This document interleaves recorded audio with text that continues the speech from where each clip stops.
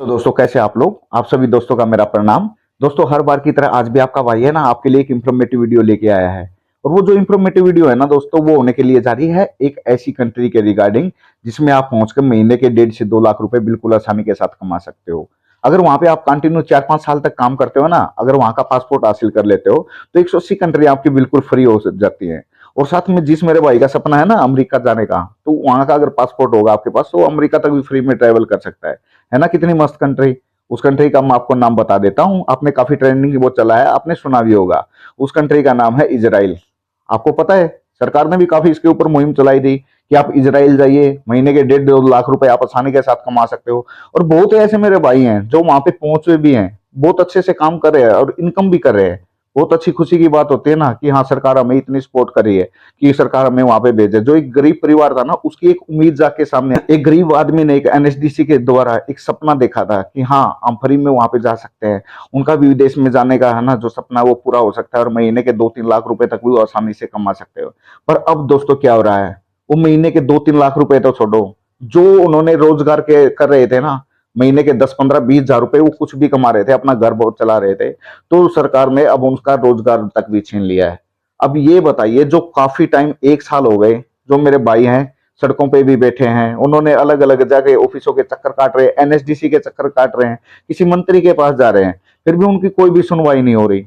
और देखा हुआ ना एनएसडीसी के अंदर कभी मॉरिशस की वैकेंसी निकल रही है, कभी दुबई की निकल रही है, कभी जापान की निकल रही है, कभी जर्मनी की निकल रही है। अगर इतनी एनएसडीसी के पास वैकेंसी है तो इजराइल की जो पहले वाली वो पेंडिंग में चल रही है तो उन वैकेंसियों को क्यों नहीं क्लियर कर रहे। लोगों को एक नई नई उम्मीद दिखाने की कोशिश कर रहे हैं। और जो लोग पहले इसके ऊपर ट्रस्ट करके भरोसा करके एक एक 1.5-1.5 साल से बैठे हैं उनके ऊपर कोई भी सुनवाई नहीं हो रही। इस तरीके से कौन आपके ऊपर विश्वास करेगा। एनएसडीसी के द्वारा एक मौका मिला था उस गरीब परिवार को ताकि वो है ना इन एजेंटों के जाल से फंस के और अपने जिन भाइयों का सपना था ना विदेश में जाने का, उनको एक उम्मीद जागी थी कि वो आराम से अब एनएसडीसी के द्वारा पहुंच जाएंगे कम खर्चे में। अब फिर जब देख रहे हो ना आप 1 साल से हर किसी बंदे की उम्मीद टूटती टूटती जा रही है। और एनएसडीसी ने अपना है ना इतना स्लो प्रोसेस कर दिया कि जो काम पहले एक एक महीने के अंदर हो जाता था अब 3-3 4-4 महीने तक भी उसका कोई रिजल्ट। काफी मेरे पास ऐसी कॉल आते रहते हैं, सर हम क्या करें क्या ना करें। देखो दोस्तों जैसे आप लोगों को एनएसडीसी के ऊपर ट्रस्ट था ना, उसी तरीके से मैंने भी एनएसडीसी के ऊपर काफी ट्रस्ट किया और एनएसडीसी के द्वारा मैंने काफी है ना वीडियो भी बनाई एनएसडीसी के ऊपर। मुझे ये लगता था कि ये है ना ट्रस्टेड एजेंसी है, आप यहाँ पे जाइए काम करवाइए। हाँ बहुत अच्छे से काम चल रहा था सब कुछ, बहुत इन्होंने है ना इजराइल भी भेजे, काफी दुबई भी भेजे, काफी अच्छी अच्छी वैकेंसियां निकाली। बहुत ऐसे गरीब मेरे भाई थे जिनको इन्होंने अच्छा खासा रोजगार दिया। पर अब क्या चल रहा है एनएसडीसी के अंदर, उनकी तरफ भी तो आप देखिए ना, जो एक एक 1.5-1.5 साल हो गए अपना सारा काम नाम छोड़ के है ना वो बैठ चुके हैं, उनके पास खाने तक के पैसे नहीं रहते। किस तरीके से वो अपने घर को चलाएंगे। पर इस आवाज को है ना सिर्फ एक ही मेरा भाई है जो नीरज, काफी 1-1.5 साल से वो इस मुद्दे के ऊपर बना हुआ है, बाकी कोई लोग नहीं बोलना चाहता। उस बंदा लगातार कंटिन्यू कोशिश कर रहा है कि हाँ कुछ ना कुछ, जो भी जितने भी मेरे भाई हैं फर्स्ट सेकंड राउंड में बचे हुए हैं वो सारे के सारे वहां पे पहुंचे। पर क्या, वही बोलते हैं ना सच्चाई बोलने वाले का कोई नहीं साथ देने वाला होता है, वही काम आज के दिन उस भाई के साथ हो रहा है। कंटिन्यू वीडियो बनाता रहता है, लोगों को है ना इकट्ठा करने की कोशिश करता रहता है, पर नहीं, लोगों को थोड़ी मतलब है, बस उस अकेले को ही मतलब है। हम्म? उसका रोजगार छूटा है और तो किसी का छूटा ही नहीं है। भाई जब तक आप अगले बंदे का उसका साथ नहीं दोगे तो वो आपके साथ कब तक खड़ा रहेगा, कब तक आप लोगों की आवाज बन के चिल्लाता रहेगा। अगर ज्यादा कुछ नहीं कर सकते कम से कम उसको एक हौसला तो दे सकते हो ना। आप उसके साथ खड़े रहिए, करने को तो वो अकेला भी कर देगा, उसको किसी यूट्यूबर की या किसी की जरूरत नहीं है। और एक इंसान जब 1 साल से डटा हुआ ना तो आप ये सोच के देखिए उसके अंदर कितनी हिम्मत है। ठीक है, 1 साल कंटिन्यू किसी एक मुद्दे को ऊपर उठाना बहुत हिम्मत की बात है। और मैं तो बोलता हूँ कोई वीडियो बनाए या ना बनाए तो दोस्त मैं तेरे साथ हूँ, कोई दिक्कत नहीं है। जो भी अपडेट आए मेरे को बताना, मैं जरूर आपके लिए जितनी भी हो सके मैं हेल्प करूंगा और इस मुद्दे को मैं जरूर से जरूर उठाने की कोशिश करूंगा।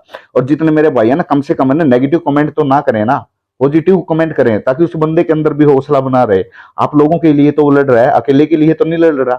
आपको पता फर्स्ट सेकंड राउंड के अंदर कितने बंदे थे, बहुत ऐसे बंदे थे जो अपना रोजगार छोड़ के बैठे हैं। एनएसडीसी के पास जाते हैं, एनएसडीसी का सीधा क्लियर एक जवाब होता है कि आप अपनी पेमेंट वापस ले लीजिए। क्यों, इतने दिन तक वेट किया है तो क्या एक पेमेंट वापस लेने के लिए किया है क्या? अगर आप लोगों ने अगर पेमेंट ही वापस करनी थी तो 1 साल तक बिठा के क्यों रखा? क्लियर उसी टाइम कर देते कि आप लोगों का काम नहीं होगा। अगर इन लोगों का काम नहीं हुआ तो इनके बाद जिनका सिलेक्शन हुआ था वो बंदे आज के दिन भी वहां पे इजराइल के अंदर पहुंच के अच्छी खासी इनकम कर रहे हैं। तो रीजन क्या था, प्रॉपर उस तरीके का रीजन बताइए ना कि ये रीजन है।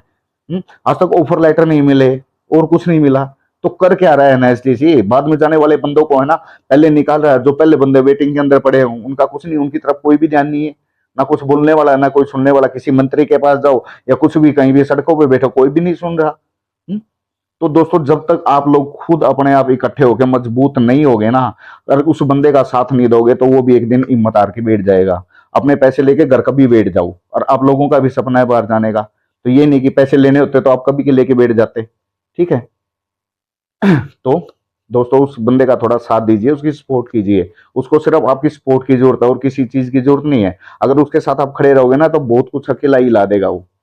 यही दुआ करूंगा कि हाँ जल्दी से जल्दी वहां पे काम चले। मैं थोड़ा बिजी था, इस वजह से ना काफी देखो मैं वीडियो नहीं बना रहा था, ट्रैवलिंग में इधर उधर मैं घूम रहा था। पर अब इस मुद्दे के ऊपर मेरी भी नजर बिल्कुल बनी रहेगी। जहां पे मेरा तो एक हर टाइम है ना एक ही सवाल रहता है कि जब एनएसडीसी के द्वारा इतनी वैकेंसी आती रहती हैं, कभी बोलते हैं रूस का वीजा फ्री हो गया है, जब हमारी पावर इतनी बढ़ चुकी है फिर भी वो वैकेंसियां जहां कहाँ रही है। जर्मनी की वैकेंसी थी, बोले 1 लाख वैकेंसी आएंगी। ये बात दिसंबर के स्टार्टिंग दिसंबर के लास्ट में होने लगी थी। आज देखो मार्च हो गया, आज तक भी वो वैकेंसियां नहीं आई। ठीक है, उसके बाद जापान की वैकेंसी थी, जापान की वैकेंसी भी नहीं आई। तो क्या जो भी वैकेंसी आ रही क्या एक एजुकेटेड बंदा होने के लिए आ रही है क्या? बोल देते हैं हाँ इसके अंदर ये नर्सों की निकली है, इसका ये निकले। जो गरीब लेवल का बंदा वो कहाँ जाएगा फिर? जिन्होंने अगर इन्होंने मान के चलिए अगर इतना जो एजुकेटेड बंदा है तो कहीं भी एजुकेशन में जब उसने इतने पैसे लगा दिए तो किसी भी एजेंट के द्वारा भी पैसे देके निकल जाएगा। पर जो एक गरीब बंदा है उसका क्या होगा, वो कहाँ से जाएगा? तो ये गवर्नमेंट संस्था है ना, गवर्नमेंट संस्था इसलिए तो बनाई गई थी ताकि कोई गरीब परिवार का जो भी बंदा है वो इसके द्वारा पहुंच जाए, क्योंकि पैसे की प्रॉब्लम होती है, कम पैसे में आराम से पहुंच जाएगा। और सब कुछ अमीर बंदों के लिए ही हो गया तो गरीबों के लिए फिर बचा ही क्या है? फिर तो इसका मतलब अपने सपने खत्म कीजिए और अपने बैठ जाइए, है ना? यही बात होगी ना फिर तो एनएसडीसी के जितने भी अधिकारी हैं, देखो मेरी भी उन सब से रिक्वेस्ट है, आप इस मुद्दे की तरफ थोड़ा ध्यान दीजिए ताकि जो मेरे भाई 1 साल से भटक रहे हैं ना उनको कुछ ना कुछ सोल्यूशन मिले।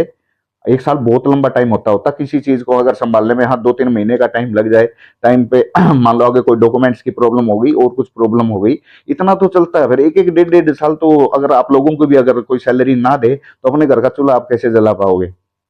कर पाओगे? बर्दाश्त नहीं कर पाओगे ना। तो वही रीजन अब इनके साथ भी हो रहा है ना। तो आप ये देखिए ना, तो ये कहाँ जाएंगे?